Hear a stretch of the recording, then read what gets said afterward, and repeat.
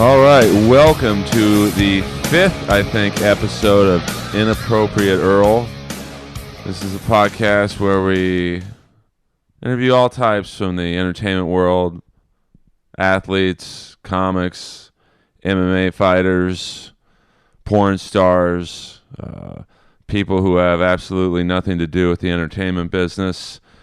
You know, we just want to get a nice cross-section of people, and today is going to be a legendary day in the Inappropriate Earl world because we have our very first WWE superstar in the house, Mr. Ryan Nemeth. Earl, thanks for having me. I'm not sure if I should be standing or sitting. No, have a seat. Have a seat on the luxurious couch. That's you might find a few dog bones in there, but that's all right. As long as that's the only kind of bone I'll be sitting on. Well, my bone has been probably right about where you're sitting. Oh, perfect. You might be the most famous person I've had on this podcast. So, I think that is one of the first times I've ever heard that. Well, you know, it's a good feeling. I've had a few unknown comics on the show. I've had, Jeff Richards from Saturday Night Live. Okay. And then we had a UFC recap, which just had two of my friends on it who nobody knows. I could probably kick both their asses. You probably could. You might be the toughest guy I'll ever have on this show outside of... Yourself. I mean, I'm not... I have no reflexes. But I look weird. Like, you've seen me at the gym. You know I can lift weights. You can lift more weight than I've seen most humans lift. And I don't really look like it. Like, you look in much better shape than I do. Ah, thanks. I've been waiting to hear something like that. But you do, though. Like, I lift enormous amounts of weight. Huge. Mountains of weights. Like shoulder flies with the whole stack. Yeah, the 150-pounders, one arm, shoulder lateral raises, yep. With my ass off the chair, my back arched, one foot off the ground. The skin on your face is going to tear off because you're just making that face. And you do half the weight. That's being generous. Maybe a small fraction of that weight, I think. But your shoulders look twice the size of mine. Thanks. Now, are you natural? Now, we're going to get into it right off the bat here. I mean, you know, your business, your sport, the mortality rate is pretty high. You know, a lot of good people move on to the heavens. At the time of this podcast, I am still alive. I want that to be known. And how old are you? I just turned 29. 29, so you got about 10 years left. 10 more years. I'm going to make these next 10 my best 10, I think. Well, you might. I mean, there was a list of famous wrestlers who passed away before 50.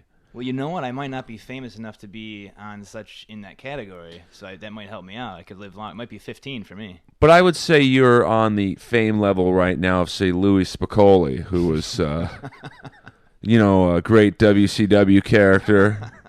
You know, I'm not sure if he was on steroids or not. I'd like to be on the level of the other Spicoli from Jeff Spicoli, from Fast Times at Ridgemont High. Sean Penn. And I'm more of a fan of his brother. You know, there's a sequel to Fast Times not a lot of people know about. That's why you have this podcast, to enlighten the masses who don't know this kind of stuff. And it's probably why I have very few views, because I'm talking about a sequel that nobody knows about from 25 years ago. But that small little demographic, that's going to be, you know what, you might not have the views of, say, I don't know, Cabana or whoever, but you'll have the quality viewers. But I will, though. One day. Legions of followers. Because here's how it works. When this airs on iTunes, you send out a tweet. Oh, yeah. Maybe your brother would be so nice to send out a tweet. And then another wrestler like Mr. Morrison, he sends out a tweet. I don't think he knows how to use Twitter very well. Well, he's got a lot of followers, so I don't care if he knows how to use it or not. Get his password and just get his password, and I'll take over. Yeah, you just run the account. And then Morrison sends it out, and then maybe The Miz sends it out, although he doesn't seem... he's a nice guy, but he didn't... you know, I know he's from Cleveland as well, where you are from, correct? Yes, that is correct. Now what was your athletic background before you got into pro wrestling? I was an amateur amateur wrestler, a very average amateur wrestler in high school, and I played rugby at Xavier University following that, and I guess that's the extent of my athletic background. Always been very interested in weight and strength training since I was a little tyke. And it shows. Thank you. Now, was your brother's older? He's older, yeah. Now, for those of you listening who might not be wrestling fans and you're just a fan of mine, which I highly doubt,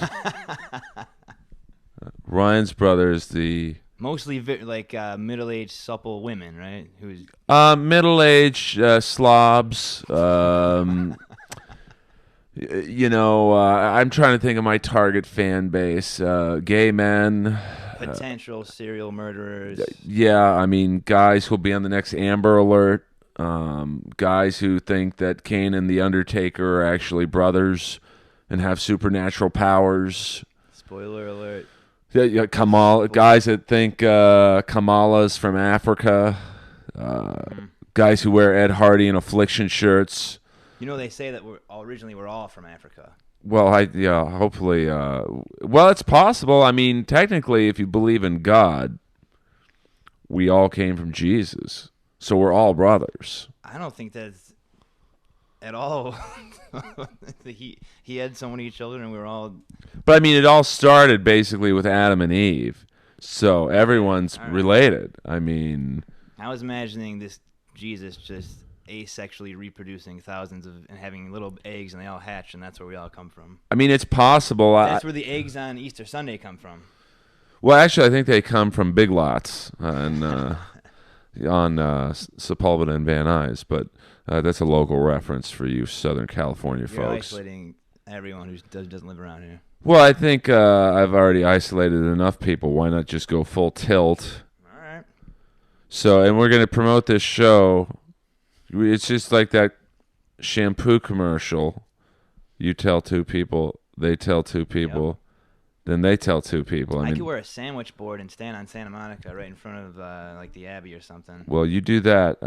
I'll take AIDS for 500, Alex. Now let's get into gays in pro wrestling. Great. Well, no, I don't judge. I know one recently came out. The black wrestler, Darren Young. Yeah, that's right. Now, how is that? I would say that wrestling, and I'm asking you this, I'm not necessarily telling you this. Wrestling is a very macho sport in the locker room. How does a openly gay wrestler go over with, as they say, the boys? Well, I think it's like everything else these days. Times have changed. People's perceptions of what is acceptable and not acceptable has changed. I think for the better. I think all around our world is more open to someone having a different, what they used to call alternative lifestyle. So I'm thinking of, in my experience in and out of WWE, I'm thinking of people that I knew were gay men involved in wrestling, and are there more than Darren Young? Oh, absolutely. I mean, it's the same as in any sport or any profession, I wouldn't say that. Well, I don't know. I guess I've never seen any bad treatment of anyone who is openly gay or rumored to be gay. From the wrestlers themselves. The wrestlers themselves in the locker room, it's always been very friendly and accepting, and that goes for in WWE and outside of WWE, other organizations. Now, more importantly, though, how do the fans? I can't imagine some of the heckles that, say, Mr. Young gets now.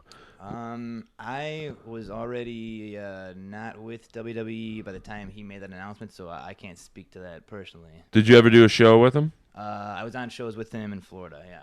And was it known? No. Oh, so he was like very quiet about it. Yeah, when that announcement was a surprise to a lot of people.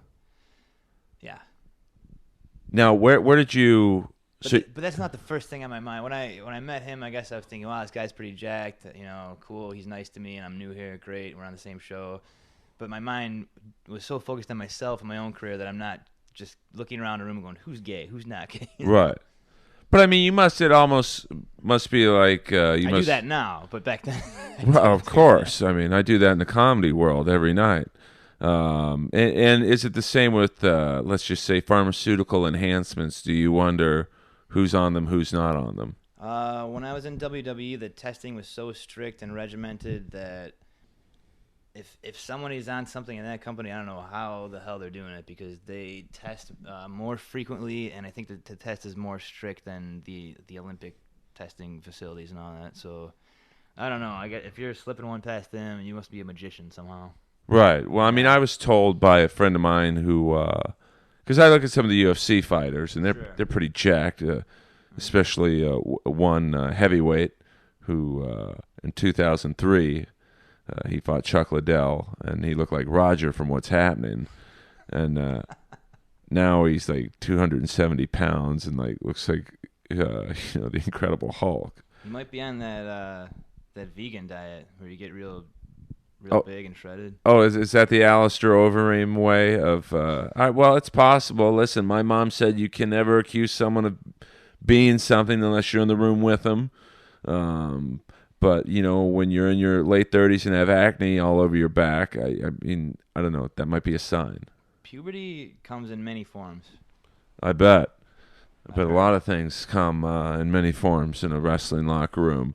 So you're rugby at Xavier University. What gets you the wrestling bug? Your brother? You say because he was, I'm assuming, wrestling before you were? Absolutely. He excelled in high school and college. He wrestled for Kent State, and I believe, as far as I remember, the only reason he ever amateur wrestled at all was because he wanted to be in the WWF. At the time. Yeah. And there's a funny story my dad tells where he took him to his first wrestling practice when he was 5, and he walked in, and he saw all these kids wrestling on mats, and he goes, "Dad, what is this? Where's the ring?" And because I don't want to do this. I want to do real big-time wrestling. Yeah, I was attending Xavier, and my freshman year was right when my brother got picked up and got sent to train at OVW in Louisville. So that's an hour away from where I was going to school. So Wednesday nights they would film their TV tapings, and OVW is the official developmental territory for WWE. That's Ohio Valley Wrestling. Yeah, guys like Randy Orton, Cena, Brock Lesnar, Batista, they all train there. Mark Henry, all those guys. And I would go down there on Wednesday nights and watch him wrestle, and I was just mesmerized. 'Cause I've been to the big shows. I've been to Raw, the pay-per-views, SmackDowns, all that, and it's a spectacle, of course. If you've been to one, you know it. Sure.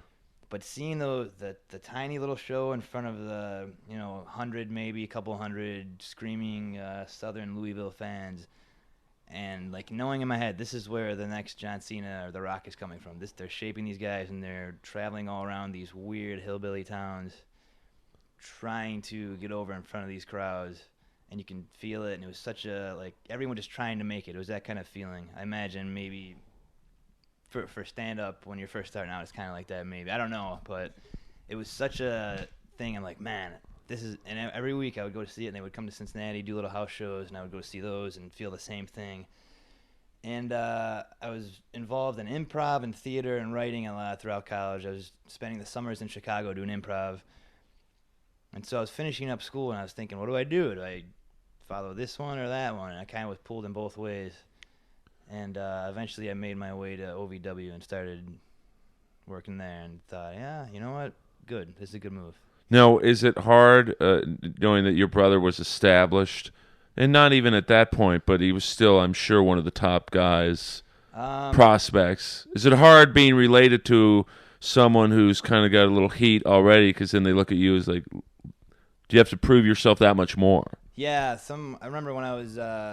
first starting out, people saying, "Oh, it must be easy because your brother's on TV and he's a champion," and it wasn't. It was way harder because when I showed up in Louisville, the trainers there they know who you're related to, and they know you can't half-ass it. They expect twice as much from you if they know what your brother did. So right, there's no favors handed out at all, whether in OVW or. Especially not in WWE. Oh, God, especially not in WWE. Right. And, I don't watch the product as much as I used to, although I did watch it last Monday. Mm-hmm. Old School Raw, right? Old School Raw. They had a couple of my favorites from the past. I could have done without the Too Sexy segment, but, I mean, I don't think I was consulted. I was hoping for an Ultimate Warrior, You're hoping for that every time you go anywhere, I think. When you go to the grocery store, you're hoping to see him show up. Well, I met him, and he was nice to me. I was warned that the Ultimate Warrior, or I guess his name's Warrior. Literally, his name is Warrior. It's a good move. Now, you think, wow, that's pretty stupid, a guy copywriting his name and changing it to that name. That's a great idea. But in a way, it's kind of genius. But it's like his kids' names are like when they go to grade school, it's like Johnny Warrior. Like, Johnny Warrior, are you here today? I mean, I think he's not doing his kids any favors. Or is he? I mean, that's it. If the kid plays football or something, that's a great thing to be on the jersey. He just says Warrior on the back Right. of the jersey. With the little face paint. Yep. I was a member of One Warrior Nation in WCW. I got the T-shirt. If they do a movie about him, I think you would might be a good. I could play him as like an 8-year-old. Or Scott Hall, the Scott Hall story, which is, kind of sad because to me Scott Hall was the poster boy for male heterosexuality. I mean, just hey yo. I mean, what? That's it. That's all you need to know. Hey, I mean, what a body on that guy. And now, he's maybe not. If you've seen the ESPN. Well, he's bouncing back. He's doing DDP yoga. Yeah, DDP's all over the place, man. He is. And DDP was responsible for one of the great moments in wrestling history. A lot of people don't know this, but when Hulk Hogan actually jobbed for once in his life to Goldberg to put him over, DDP walked out with Karl Malone, and Karl Malone gave Kurt Hennig the diamond cutter. And Kurt, to this day, was the best sell job of any move ever. If you YouTube, I guess, Hogan Goldberg, watch how Mr. Perfect reacts when he got the diamond cutter from a pro basketball player. That could be an instance where he wasn't selling, and it was just that powerful coming from him. It was just like it electroshocked his body. Yeah, it was great. Now, are there guys in your world who are known for selling well? Yes, especially guys in my family. Yeah. Is your brother known for Yeah.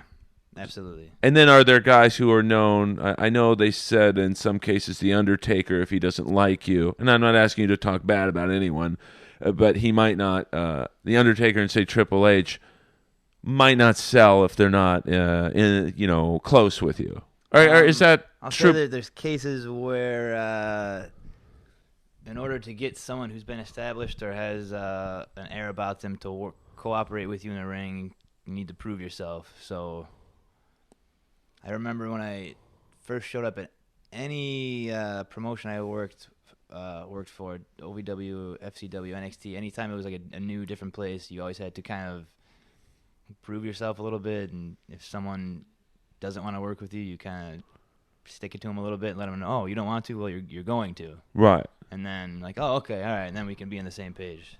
Like in the first season of, was the Tough Enough? Was that the WWE show? I think it was called Tough Enough. Something like that, yeah. Or maybe it was the second season that they showed Bob Holly, Oh, I remember. I did watch when Bob Holly was on, yeah. Kicking a guy in the face on purpose and telling the guy to get up. I mean, it was clear he was trying to teach them a lesson. Well, there's people like that, I hope, who are dying out.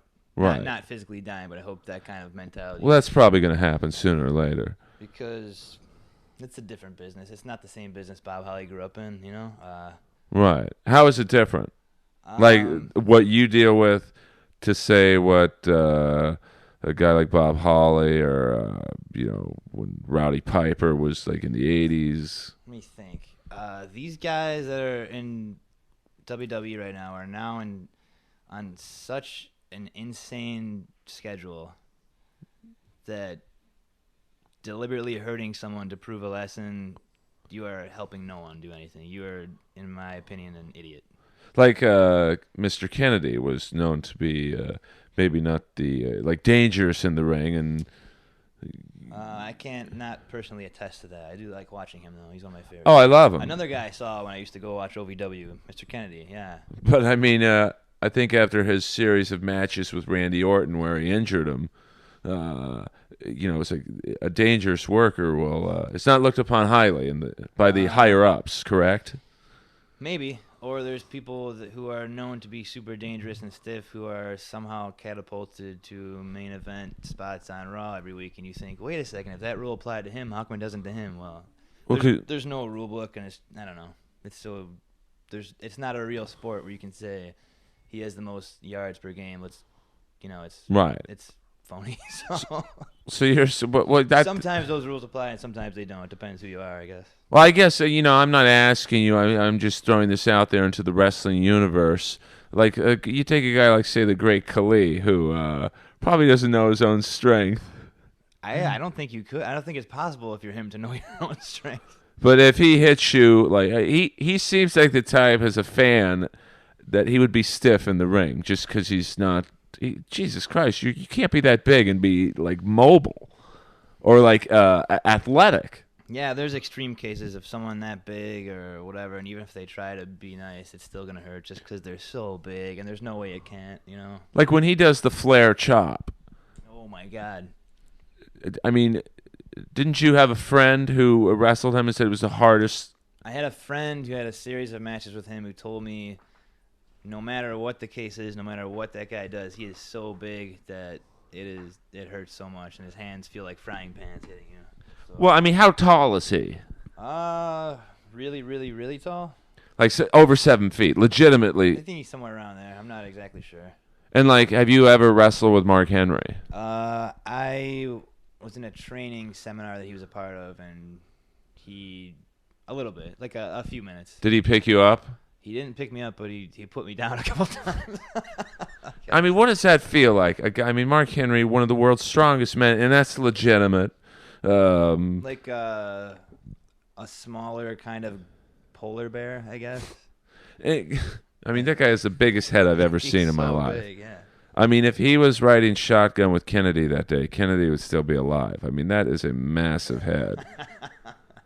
But he seems like he would like have some sort of athletic prowess where absolutely he would know not to. Okay, don't hit this guy here. I mean, the Great Khali just seems like Bam Bam from the Flintstones. Bam Bam. I haven't thought about Bam Bam in a while. Well, Bam Bam Bigelow, rest in peace. Well, professional wrestling is athletic, but it's also showmanship. It's entertainment, and sometimes legitimate fighting isn't fun to watch because if you watch collegiate wrestling, some people really enjoy it, but some people look at it and go, it's just two guys grabbing each other, and it's so boring.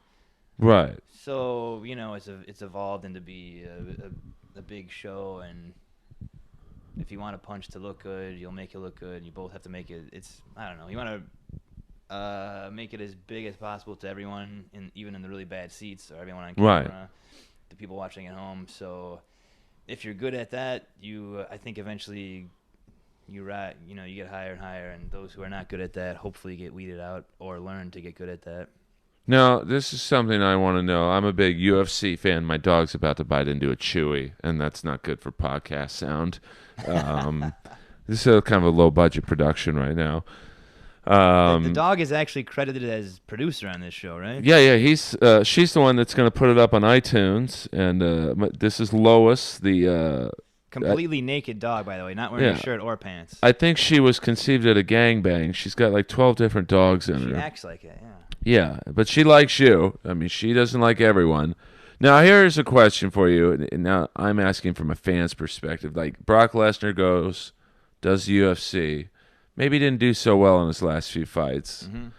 Goes back to the WWE. How, as a booker, let's just say, do you book him to be this unbeatable monster when people are going to remember his UFC fights where his last two fights he didn't do well? I mean, how do you think wrestling fans separate the two sports? I think wrestling fans have a very short memory. Right. Oh, absolutely. And WWE loves to only remind you of things they want you to remember, such as him being a UFC champion. Oh, and he was. And I'm not dogging. I mean, right. I think Brock Lesnar... his athletic resume is insane. I mean, national champ in college, UFC champ, shot up the ranks in WWE faster probably than anybody. I think he went from OVW to Monday Night Raw faster than anyone. I think. Great look. I mean, became champ there. That's the character. Well, okay.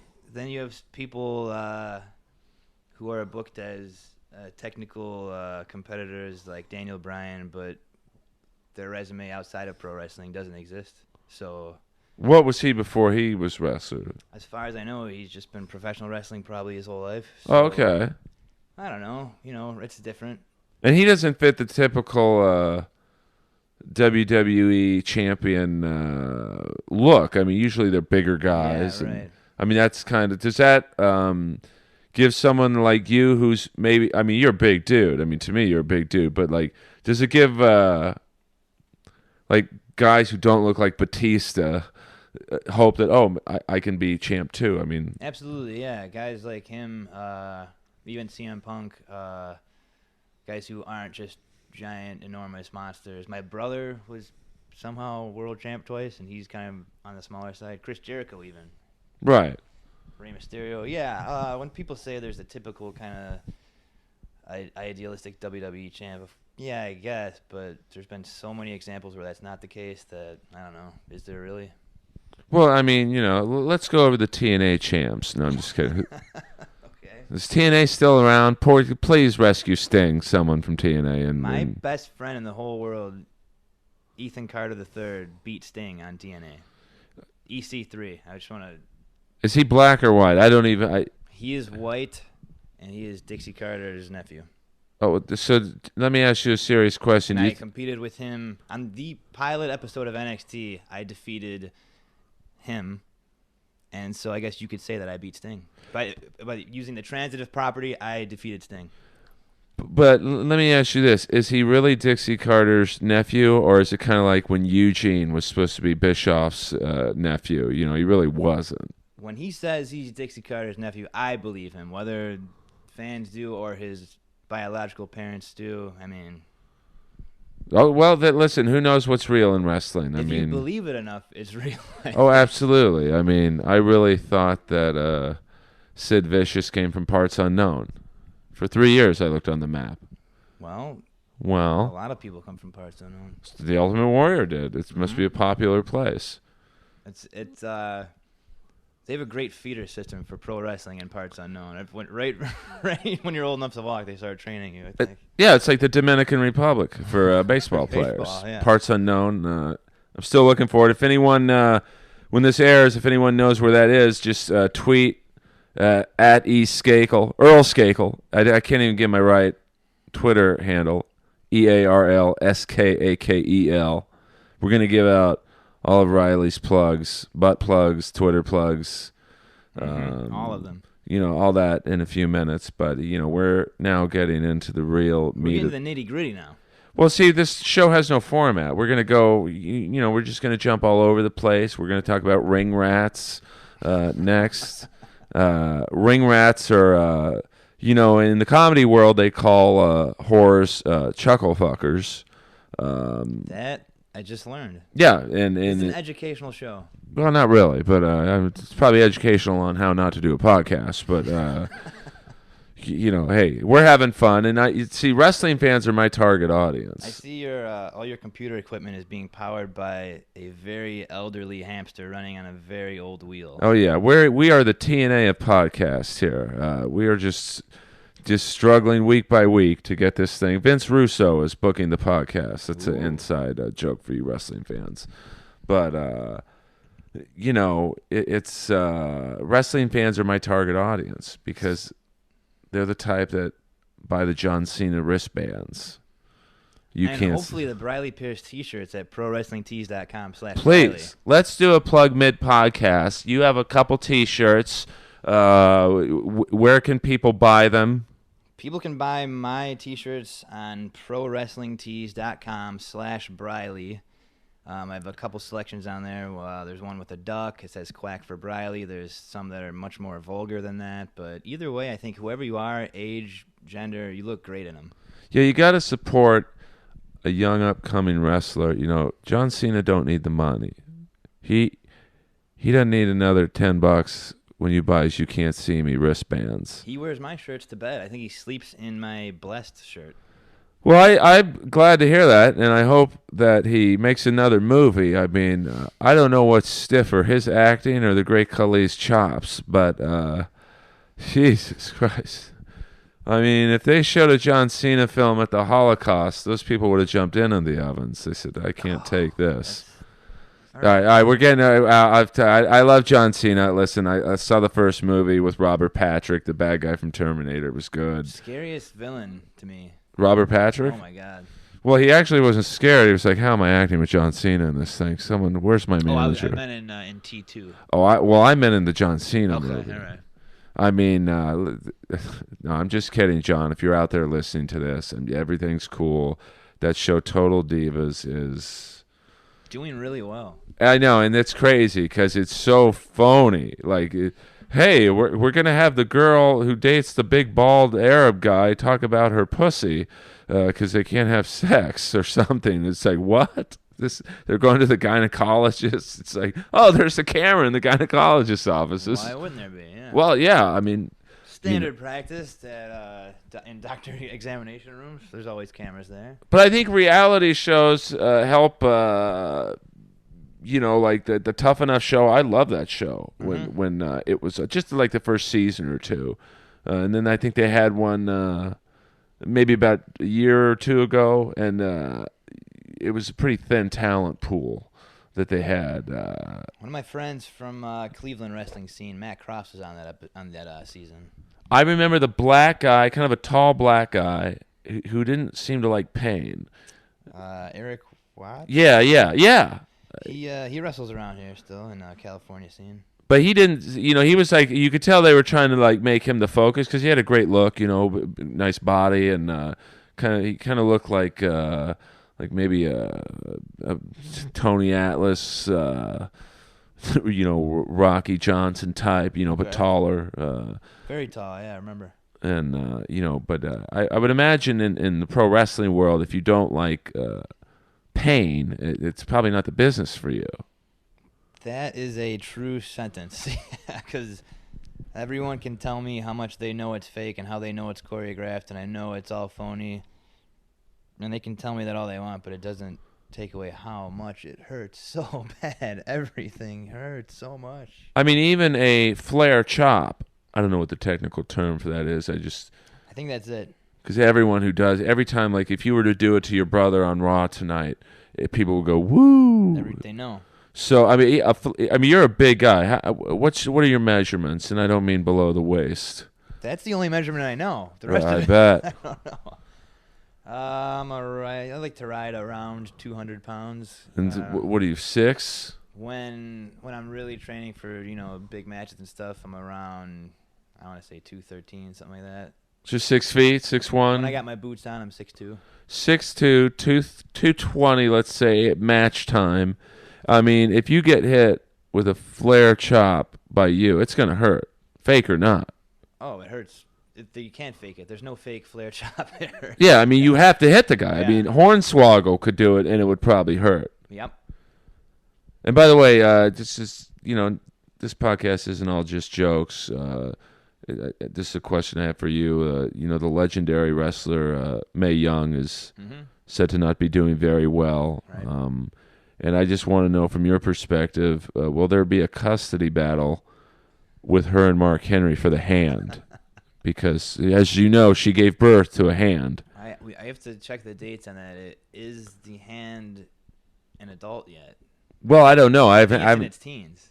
I haven't seen it since the sketch, which probably was the greatest sketch of all time when they had, I don't know how old she was at the time. She had to be in her mid-70s. I think at that time, the time that she gave birth to that hand, I think she was about 340. Yeah, I mean, she... That was at least 10 years ago, right? Or she looked like a road map. I mean, and the legs are propped up, the little thing covering her vagina is there, and the doctor looks and goes, "Oh my God," and pulls out a hand. She we should give her credit. Someone who's been in the game that long and still has the interest and enthusiasm to come back and do things like that. that says a lot because there's some people who would go, oh, this is beneath me. This is making a Right. mockery of my business. Is it? Because your business is putting on shiny underwear and pretending to fight someone. So have some fun. Well, I think when she had one of the Dudleys do a power bomber, that was amazing. An 80-year-old woman getting power bombed by, a pretty big guy, and I think it was Bubba Dudley. And that's what I love about wrestling fans is I actually know people who think Bubba and Devon are actually brothers. It's like, I think they're twins, aren't they? yeah. I mean, it's like, hello, one's black. Might not be what meets the eye. And then you got little Spike Dudley.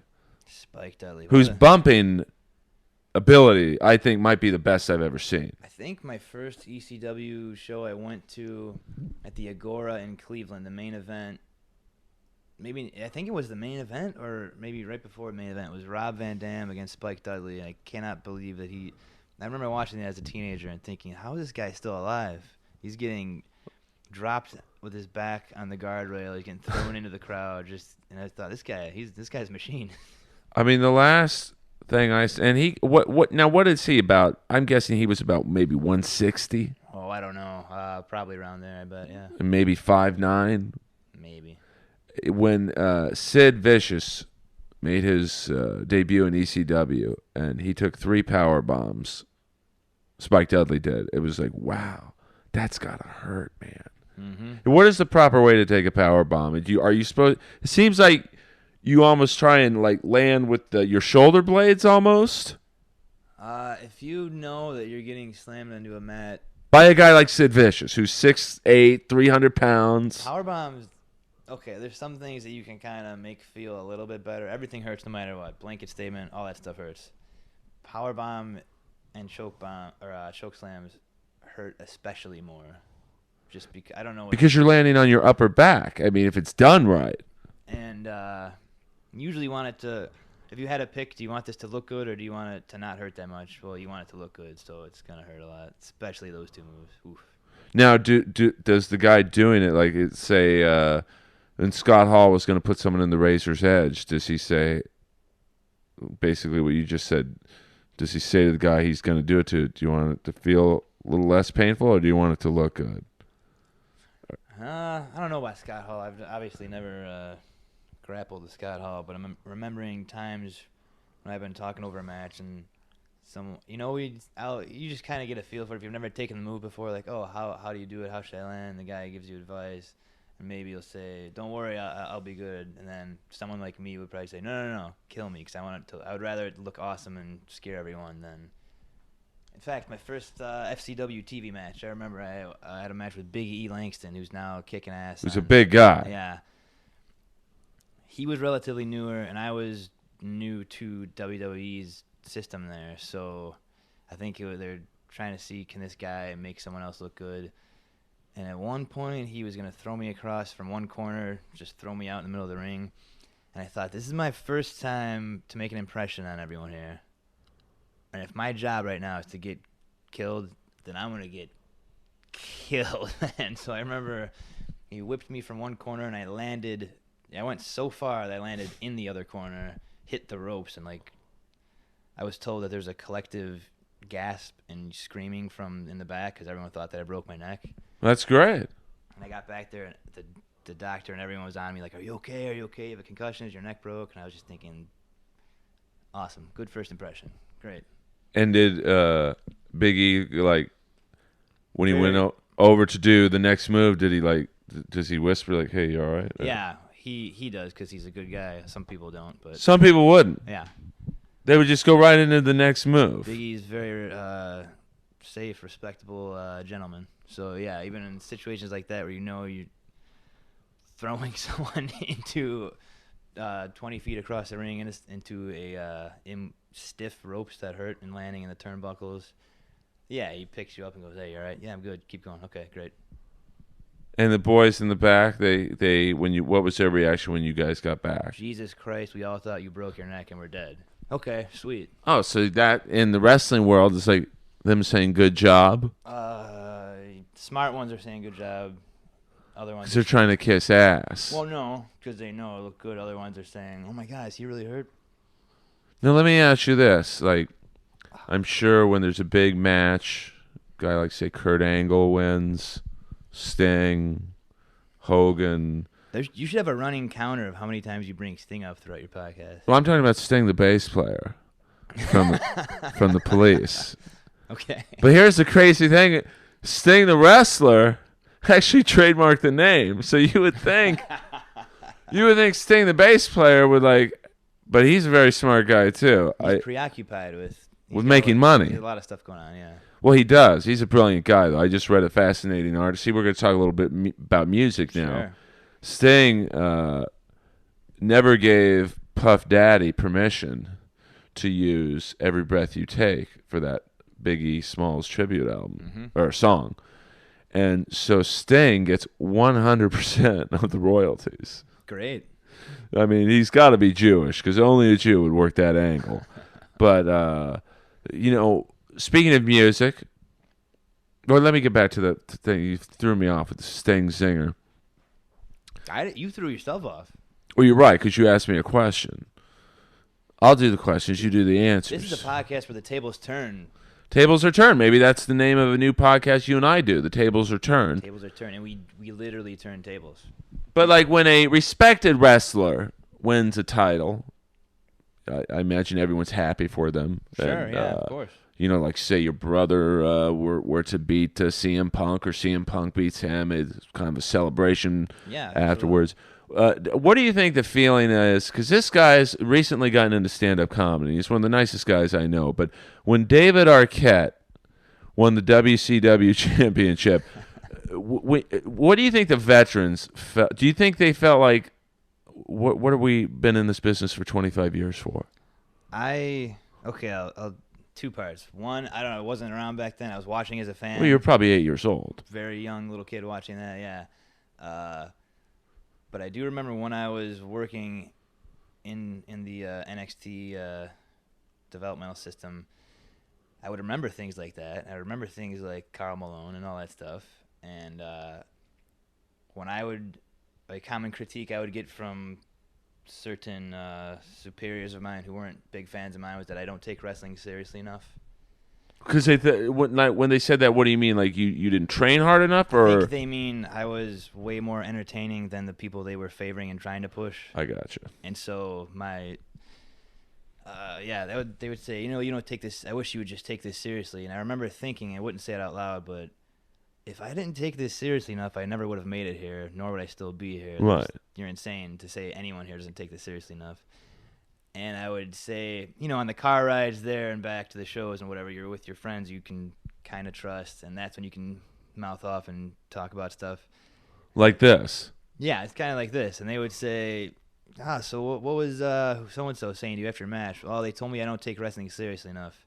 I guess I guess David Arquette was never world champion of your fake business that I don't take seriously enough. Give me a break. And this is someone who was in that company when that happened. Like, give me a break, man. Right. No, I gotcha. And people I look up to, because you get in your own head and you flip out. And if you're a pro wrestler who is making a living at it and you're traveling around and you're not going insane, then you're not doing it right, So the times when I would have my flip outs and be like storming around the house or like pacing and go like losing my mind, I remember someone like good buddy who was nearby at the time, Damian Sandow, who's on TV now. He would say something like, there's nothing to get worked up about, because when you look at this business and you look at what you do each night? You put on shiny, colorful underwear and pretend to fight your friends in a ring in front of hillbillies. Okay, if that's all I'm doing, if that's what this business is, then I shouldn't get that worked up about it, Plain and simple, I'm putting on shiny underwear and fake fighting my friends. So, right. Am I not taking that seriously enough? I'm sorry. Okay.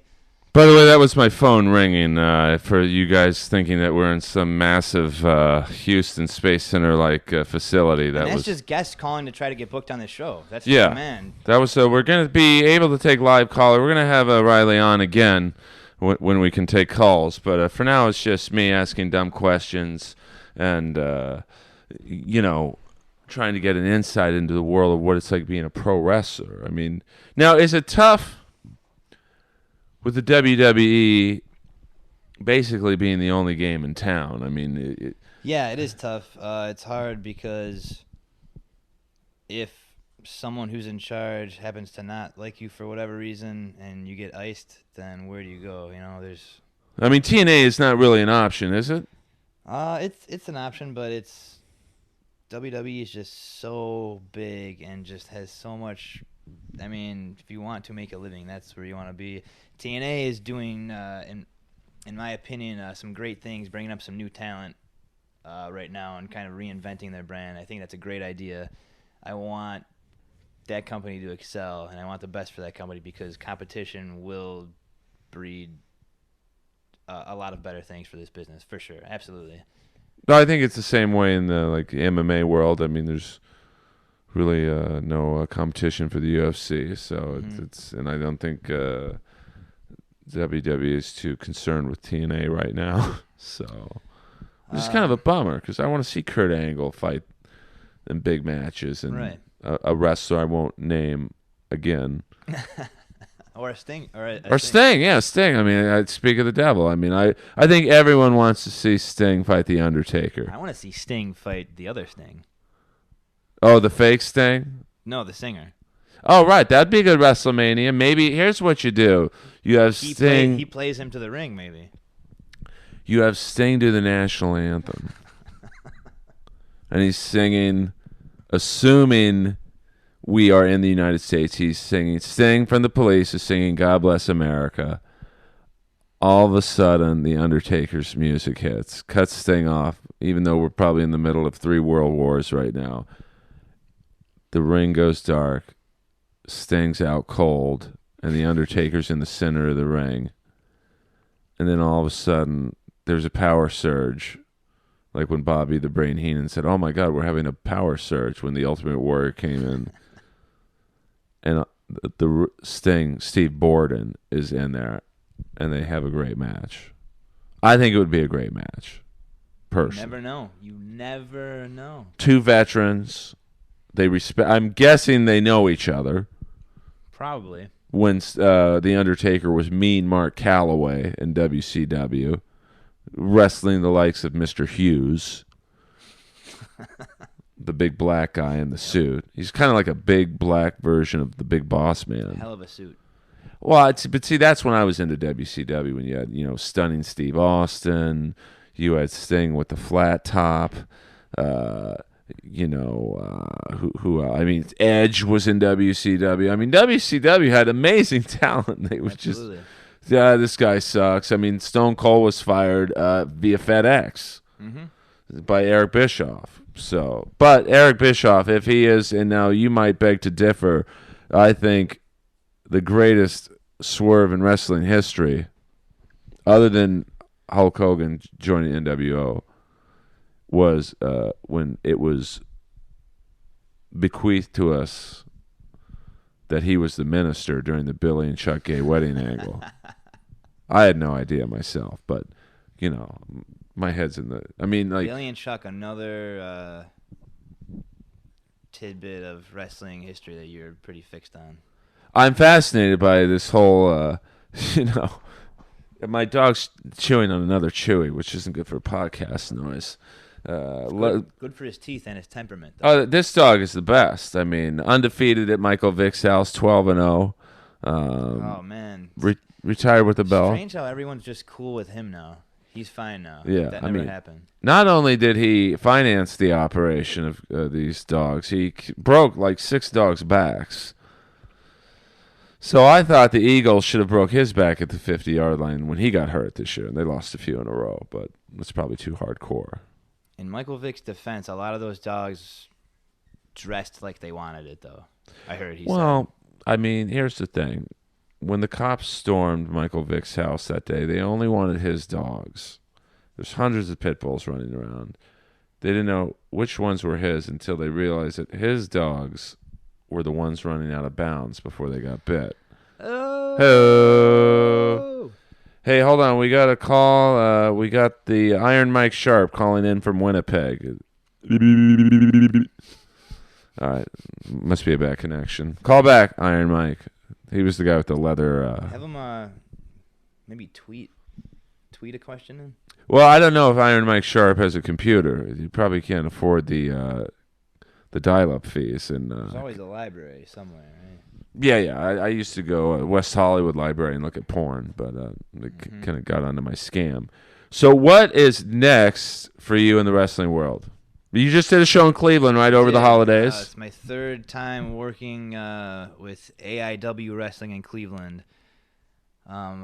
I love wrestling at AIW. The crowds there in Cleveland are insane. I think Cleveland's a often overlooked great wrestling city. I remember watching Tracy Smothers wrestle. That is your obsession, Tracy Smothers. I love Tracy Smothers, yeah.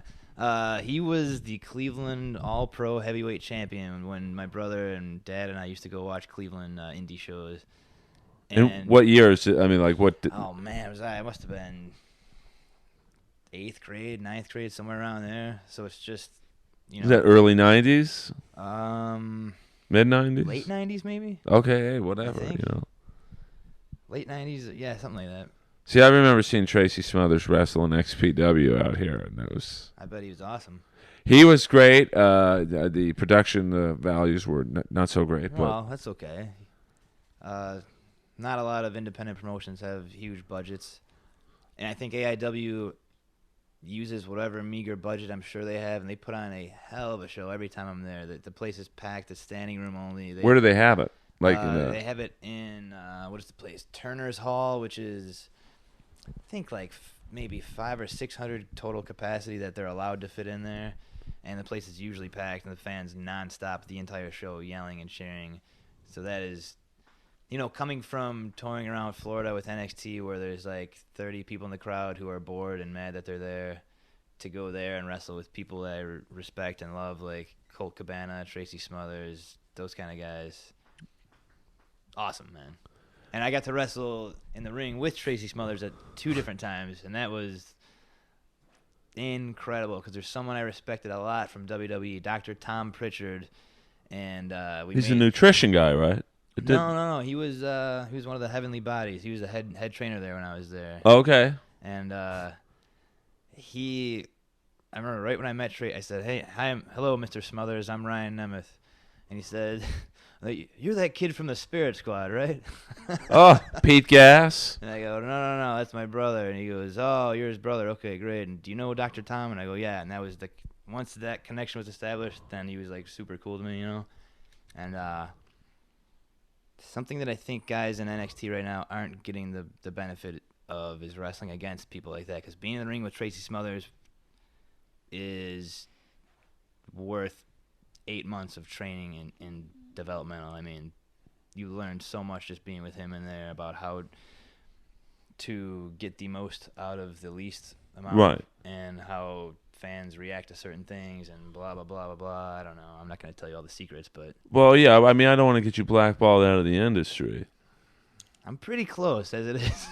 Well, listen, I don't think Vince McMahon's going to hear this. He might. I mean, listen, it's crazy. I mean, it's crazier shows have made it. He might not, but some of the people who didn't like me at that company probably will because they're obsessive. Oh, really? About scouring the internet for any kind of gossip. Well, good. Well, I'm not. That's why I'm trying to keep the questions within the boundaries of good taste. Oh, I mean, whatever you want, man. I'm not. I actually had a writer's audition for the WWE that didn't go well, and so I have no love for the company. I mean, they basically flew me to Stamford, Connecticut, and they had seen my show at the Improv, and they're like, "Hey, man, we really liked your wrestling jokes. Can you give us an idea of a storyline? You would do for us if we hired you." You pitched Undertaker Sting right away. I would. I got a great idea for a 4 Horsemen reunion. This is right around the Evolution. I thought, no, here, what you do is, each week, you have a mystery guy come in, under a hood, and the final week on Vince McMahon's desk, you have a scorpion crawling around. Oh my God! And then you have Flair leave Evolution, and he reforms the Horsemen with Sting, and you could have Evolution against the Horsemen. You bring the NWO was coming back around the same time. You could have had a great, but I think they went with I don't know, a Hornswoggle against I don't know, Giant Gonzalez. Who the hell knows? Giant Gonzalez, yeah, yep.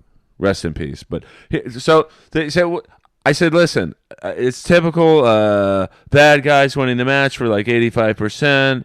All of a sudden, the good guy comes back, supernatural powers, hulks up, for lack of a better word, which is this is when Hogan was not getting along with Vince, so that probably wasn't a good term to use.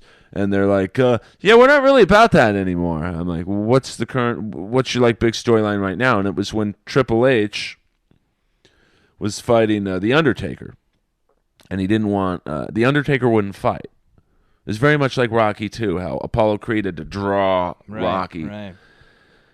So the Monday before the Raw before the pay-per-view, Triple H is seen going to a cemetery where he's going to unbury this victim of a drunk driving accident caused by Kane. Mm-hmm. And the last thing you see is Triple H like simulating a sexual act with this girl in the dark.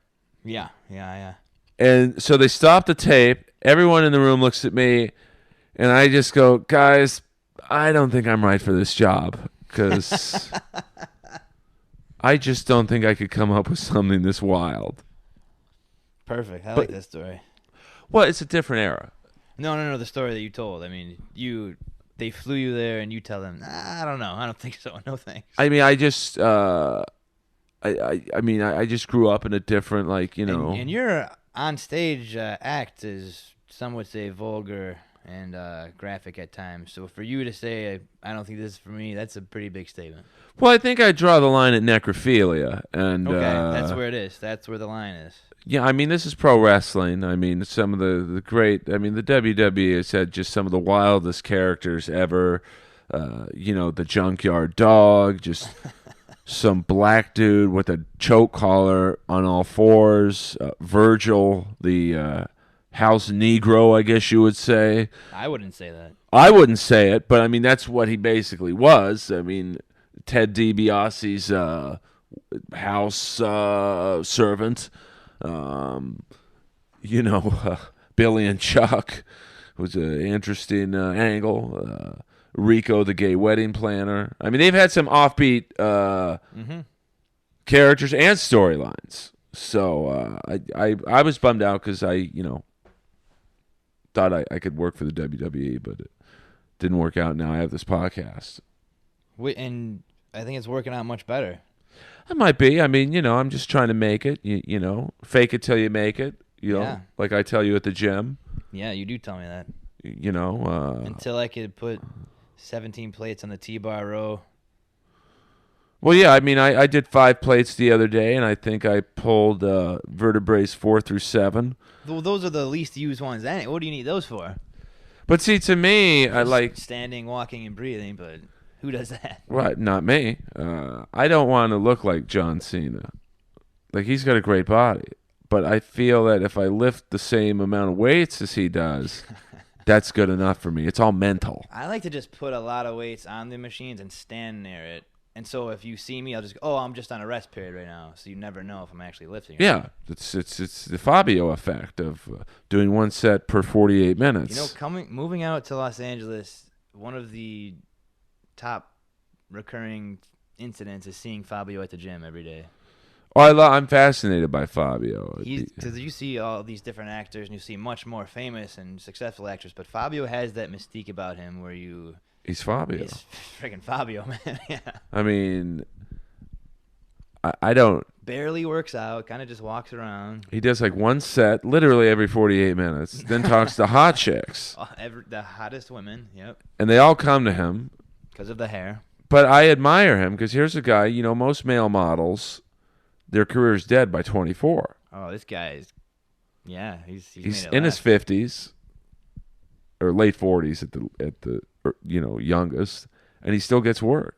He's in a big movie now called Dumbbells. Yeah, I just watched the trailer on Hulu, which my buddy wrote. It was kind of neat. My buddy is at the time, a very struggling actor, and now he's got like tons of movies. That opened this weekend, yeah. That opened this weekend. By the time this podcast airs, it'll be 3 years old. But I mean, Go see Dumbbells at Netflix, On Demand, all that stuff.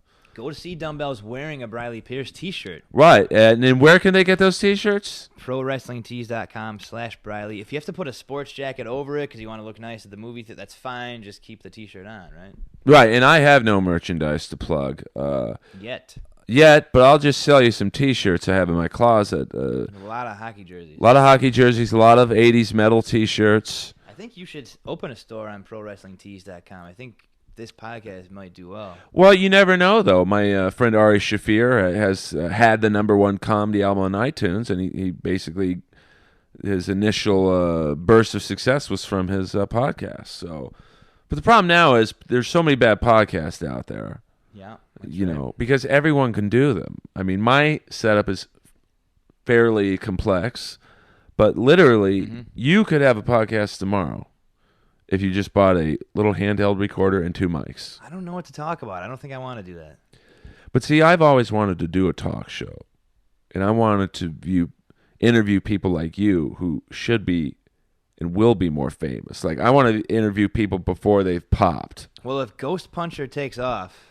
And Ghost Puncher is the movie with... Ghost Puncher is a forthcoming film starring... Oh, can you say who's in it? I'll say who's in it. Well, I don't know who's in it, so you're going to have to.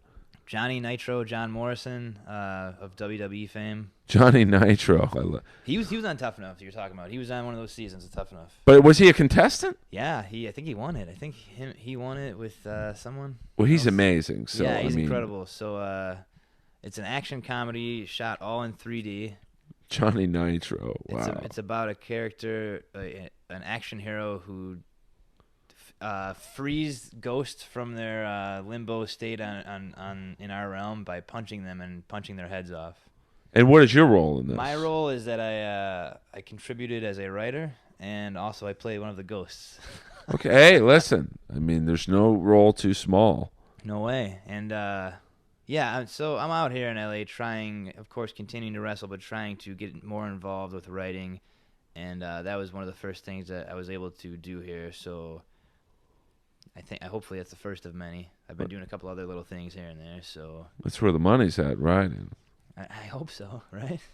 Well, I mean, I actually did a comedy show with you Johnny. Never hear of a poor writer, right? Or a poor artist. They're always loaded. Well, I mean, not in this town. I mean, there's a lot of dogs looking for scraps in this town. Yeah. I did a comedy show once with Johnny Nitro. I heard about that. That's where we first met. He was, I guess, like the celebrity host, and I was the headliner. No big deal. Of course. I mean, it's no big deal. I'm not bragging. And there was like 6 people in the crowd by the time I got up. And I just looked at him and said, now I know what wrestling in TNA is like. And he laughed. And then that was it. And now I see him at the gym. And to show you the difference between guys like you, Johnny Nitro, and me, is I saw him doing these shoulder exercises with 30-pound dumbbells. And it was just some weird, almost calisthenic type shoulder rotator cuff deal. And I thought, oh, that doesn't look that hard. Probably something you'll see on his workout DVD, Out of Your Mind Fitness. And let me tell you, I'm impressed with your workouts. And Johnny Nitro does those plyometric, like jumping off the sides of buildings. And he is an action hero. He really is. He's like watching Jet Li in a movie, but he's just at the gym working out. Yeah. And he's a super nice guy. Yeah.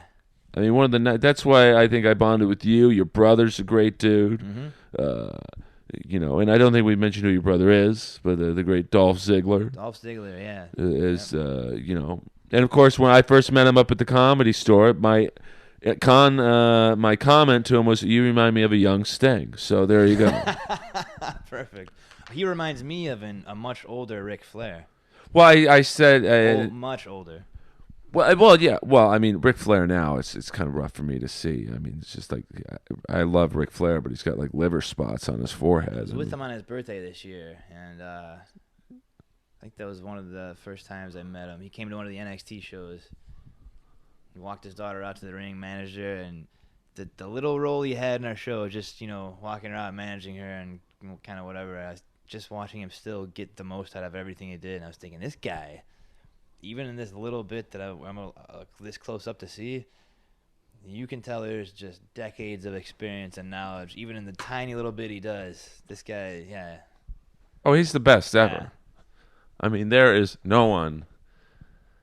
I mean, if you're ever down in the dumps and you want to feel better about yourself, you just YouTube a Ric Flair video from the 80s, his little speeches, and oh my God, this is crazy. We are at like the 50-minute mark. Time flies. Oh my God. I mean, you know, What do you do? well, you keep going is what All you right. do. And You pick yourself up by your bootstraps. You fix your eyebrows, make them look nice and straight. You put a little gel in your hair, rinse your mouth out with some. actually, I take that back. We are at an hour and 5 minutes. I don't know how to read the my Zoom recorder, so Oh. you know. Most podcasts are good for about the first 10 minutes. I think this was good for about the first 13, and then we've just been off the rails. We But started off slow and then we tapered off from there. no, I mean, I appreciate you coming down. I know. Thanks for having me. I know doing this podcast was right up there on your bucket list with getting fisted by the great Khali. Yeah, well, that's the only two things on my bucket list. Who is the biggest wrestler you've ever, like, in terms of height and weight, ever wrestled? They don't have to be known. It's just like, I think who's bigger between Mason Ryan or Eric Rowan, one of the in the Wyatt family, the giant guy who looks like a Viking. the go to like the Duck Dynasty guys. Wrestled those guys many times. I had a couple singles encounters with singles matches with Eric Rowan, and I had a very memorable little match with Mason Ryan. I think those are probably the two biggest guys I've wrestled against. No, it's Mason. He's the leader, right? I mean, I don't follow Mason it. Ryan is not in the Wyatt family. He was on Raw for a little while. He's in NXT again. He looks like a younger, bigger Sting? Batista. Okay. And Batista's coming back, by the way, next. Now, that will be interesting to see his physical appearance, because when he was last in WWE, he was a pretty big guy. And then he did MMA. And I think once he figured out that MMA, like, it's kind of like you get punched in the face, but for real. Maybe WWE is not so bad after all. Not so bad. But he was dropped a lot of weight. So I'll be interested to see what his overall physical, because he, his whole character was the animal. Mm-hmm. And I don't, he's an older guy too for a wrestler. He's like what, early 40s, late 30s maybe. He's up there somewhere. I'm not sure exactly how old he is, but I mean, I'm 45, so he's you not know. a spring chicken. I know that. Right. So I mean, I would say that his window of opportunity for maybe a championship run is now. I mean, they seem to be bringing him back with great fanfare. Yeah. Like, so I'm sure he'll be. But what I'm trying to say to you is, do you think the drug testers will be given the next few weeks off? A nice vacation. We don't want to go there. All right? I'll say that the amount of times I would come into training or a show and have someone ask me to pee and provide my license and pee in front of them, the guy watching the pee come out of my wang. I mean, like, that's how they're not taking any chances here. Was it Pat Patterson? No. Pat Patterson, hell of a karaoke singer, by the way. Oh, I bet he is. But, he tries to do karaoke at Jamborees. I don't know if they're... Hey. Hello. Just kidding. But for all the crazy amount of drug testing I got put through, and then when I saw The Rock come back, and I was just thinking, oh, he's got that really good protein powder. Yeah. He's on the Joe Weider. Really good protein powder, yeah. Well, I remember one. I used to I have buy. a feeling that Batista will be just fine, I guess. Oh yeah, okay, I got you. Well, listen, like I said, I don't want to burn bridges here with anyone. It's easy for me to sit here and talk. Ask wild questions when I'm not a pro wrestler. It'd be like You're not a pro wrestler yet. I mean, I could be probably at the age of 45. It's a little late in the game for me, but never say never. Maybe I could turn the tables. Well, I'd like to be. Maybe a manager, maybe walk out and, I can see that. Talk shit to the crowd and just go nuts. Get all the ladies riled up, getting bras and panties thrown at you from the sexed up ladies. I do like the Rick Rude, hey, cut the music. I mean, listen, this has been a wild, we're going to have you back for more. I mean, like the Rat song says, back for more. I mean, I was just thinking about Rat for some reason. well, I think you. Oh my God, Rats. The singer's biography is on my desk. Yep, Rat and Roll, My Life in Rock. Sex, drugs, rat and roll, My Life in Rock. I saw the singer play at the Whiskey A Go Go last Friday night. I think you tweeted about that, maybe. Well, what was really cool, and I hope this guy doesn't mind me mentioning he was there, but about the second song in, this very tall guy starts standing next to me, and he looks really familiar. And it was Olympic athlete and one of the greatest soccer players in U.S. history, Alexi Lalas. Oh, I was hoping it was Michael Phelps. Well, maybe he was there too. Michael Phelps was probably there. I mean, it was just neat for me to see someone like Alexi Lalas, medalist. I think the U.S. soccer team won something in the Olympics. And that's what gives them the edge, that they have guys like this who are fans of Rat. And, like, he was doing the devil horn thing. And, like, when Stephen Pierce, he's like, we're going to bring it home now. And they started singing Round and Round. Here's this Olympic athlete, like, just being a fan. And it was, like, so neat for me. You don't get to see, like, guys like you, Johnny Nitro. That's like me when I went to see Lady Gaga, probably. Right. I mean. Just going nuts, singing every word. Were you there? I saw her in Louisville, Kentucky. Yeah. And what chick were you trying to bone that you took to the concert? Or did you go with your brother? I went with my brother to see Marilyn Manson one time. That was a good time. I mean, it's not my thing, but I mean, I'm. That was fun. Yeah. I mean, and now do you guys get mobbed? I mean, you guys must get recognized. I used to get recognized a lot in Louisville and in Florida, but not really so much. As it turns out, Hollywood's not a big wrestling town, so. I mean, it's funny. I think a lot of wrestlers come out here to make it in the world of acting or writing and right. producing. But, although they do quite well at Staples when they play here, there's so many entertainment options. I think wrestlers in Los Angeles are like hockey players. They're great athletes, but I think they almost like to live here because of the certain anonymity that you get here. I remember being in Chicago and my brother came to visit, and he was just kind of getting going as Dolph Ziggler. And I remember we were standing on the corner of Halstead somewhere. We just ate maybe, and a guy walked down the street, looked at him, and kind of walked away. Then looked at him again and just goes, "Tell me you ain't Dolph Ziggler, motherfucker! Tell me you ain't that Dolph Ziggler guy."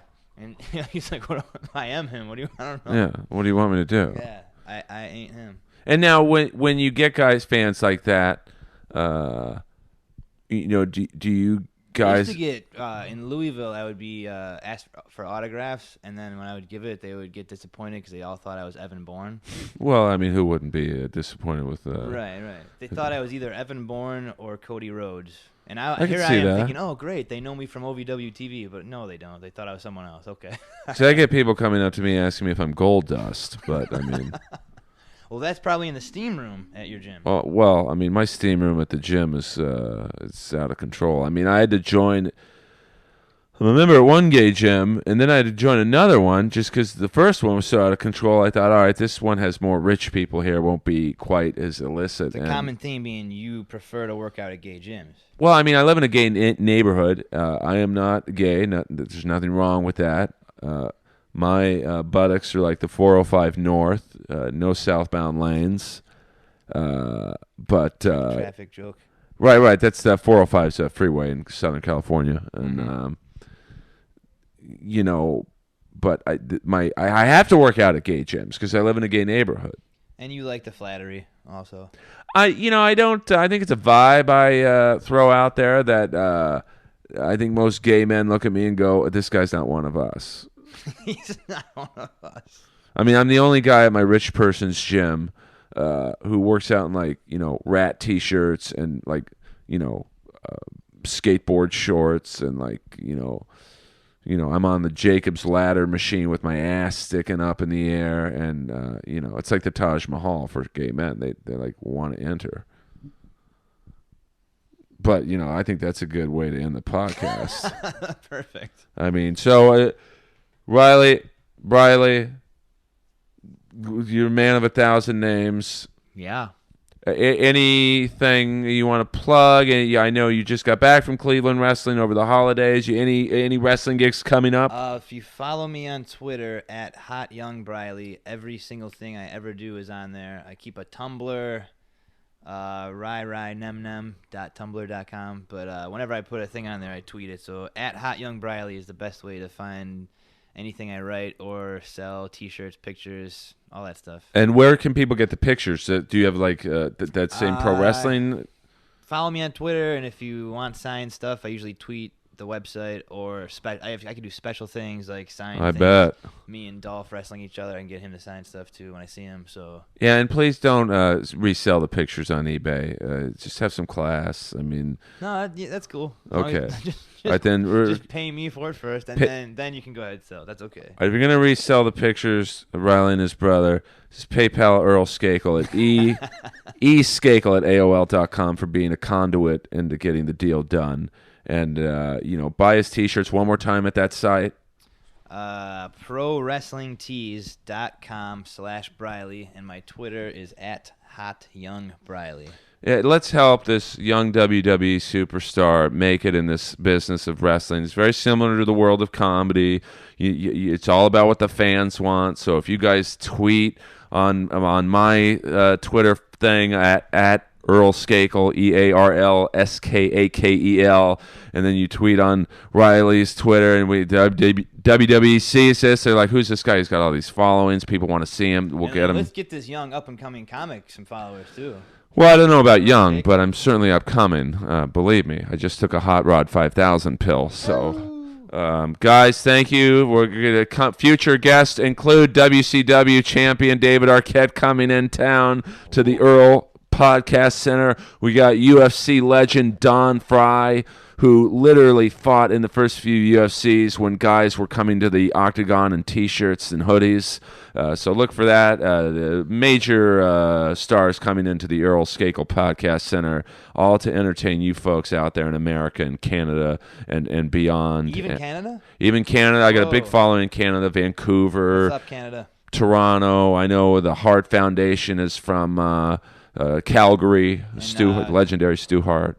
And Silesia Sparks, that's a very successful up-and-coming female wrestler. And who was the female wrestler you introduced me to the one night at the Improv? At the Improv, we were seeing Colin Kane, Serena Deeb of the Straight Edge Society. You met her. Right. She was a very nice lady. So look for her at upcoming appearances. And guys, that's it. This is Earl Skakel signing out. Just reminding everyone, if you think you can do it, you probably can. So quit.